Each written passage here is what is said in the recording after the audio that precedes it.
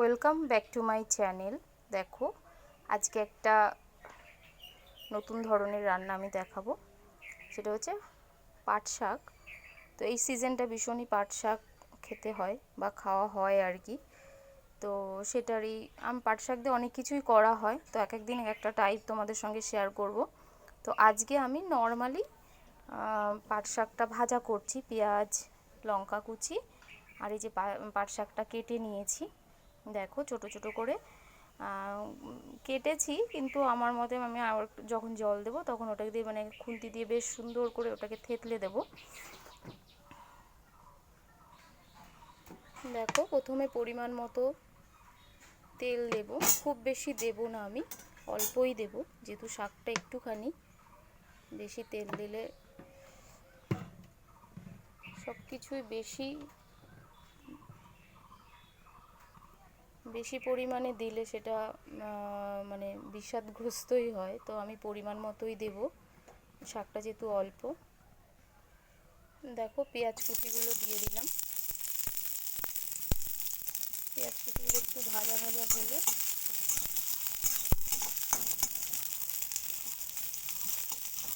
একদম কাঁচা অবস্থায় দেবো না, একটু ভাজা ভাজা করব।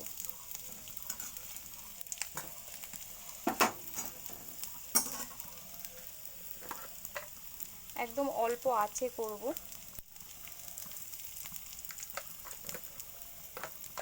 রান্না সবসময় তাড়াহুড়ো করলে হবে না, একটু সময় দিতে হবে। একবারে অনেকটা বেশি ফুয়েল দিলে কি হবে, পুড়ে যাবে ঠিক মতন আর কি, ফ্রাই হবে না। তো আমি আগে খুব সুন্দর করে একটু ফ্রাই করে নেব।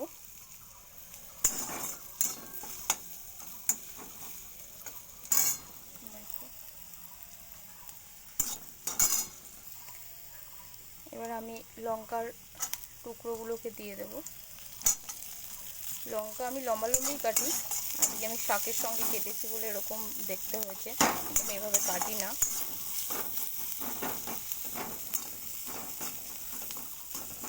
দেখো, একটু ভাজা ভাজা হয়েছে।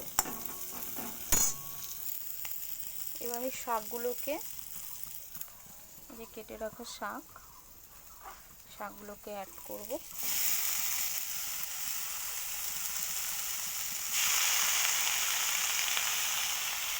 খুবই সিম্পল একটা ভাজা। পাট শাক দিয়ে অনেক কিছু খাওয়া হয়, সেটা পরের ভিডিওগুলোতে আমি দিতে থাকবো। দেখো, এবার একটু নেড়ে দিতে হবে, কারণ নিচে যদি পেঁয়াজটা ভাজা অবস্থায় রয়েছে।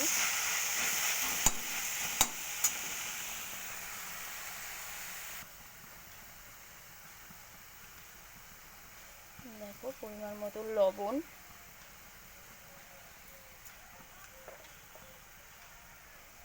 আর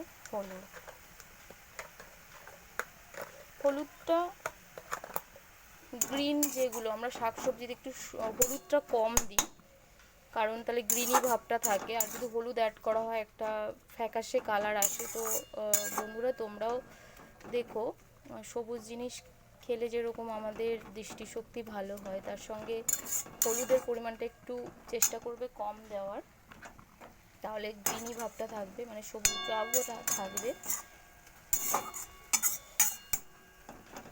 এক হচ্ছে আমি যে ডিমের কারিটা করেছি, সেটা হচ্ছে ভীষণ একদম একটু রিচ টাইপের, কি প্রচুর মশলা, তেল ভাসছে ওপরের থেকে।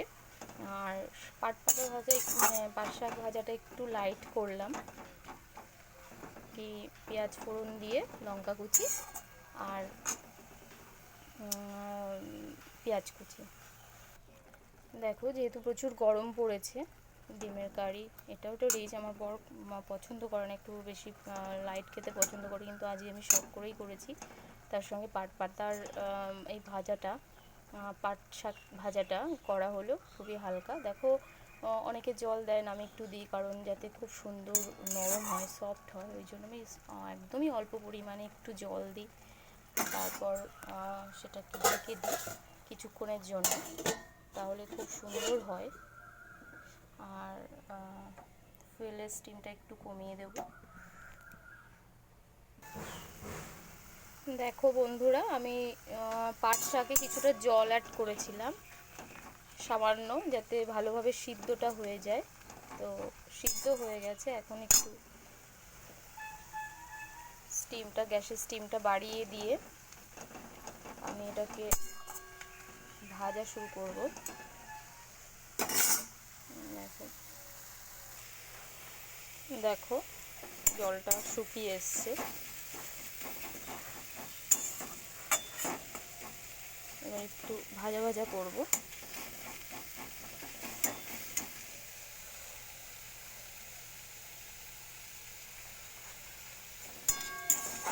শাক ভাজা একটু সবুজ সবুজই করি আমরা, মানে খুব বেশি পরিমাণে হলুদ আমরা অ্যাড করি না। আর আমার হাজব্যান্ডও একটু হলুদের পরিমাণটা যাতে কম হয় সেটা বারবারই বলে, এবং মানে হলুদ দেওয়া হবে কিন্তু সেটা অল্প পরিমাণে।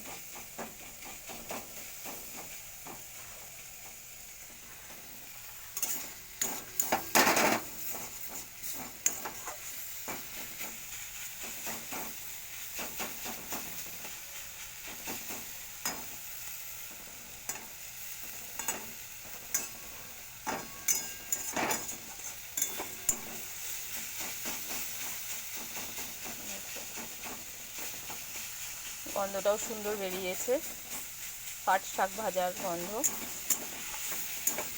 দেখো যে পরিমাণে তেল দিয়েছিলাম, খুব তেল চিপচিপে করছে না, পরিমাণ মতন হয়েছে।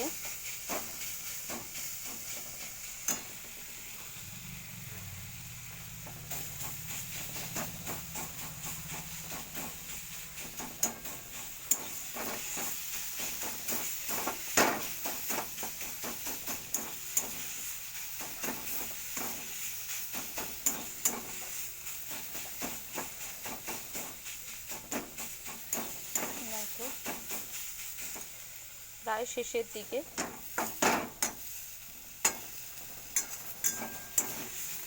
অনেকে একটু ভিজা ভিজা খেতে ভালোবাসে, কিন্তু আমার হাজব্যান্ড অত ভিজা ভিজা পছন্দ করে না, মিডিয়াম একটা হবে ভাজা যেহেতু।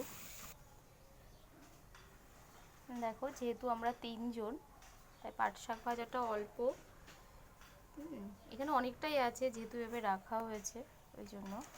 তো ভিডিওটি যদি ভালো লেগে থাকে লাইক কমেন্ট করতে ভুলবেন না, এবং আগামী দিনে আরও নিত্য নতুন খাবারের ভিডিও নিয়ে আসবো।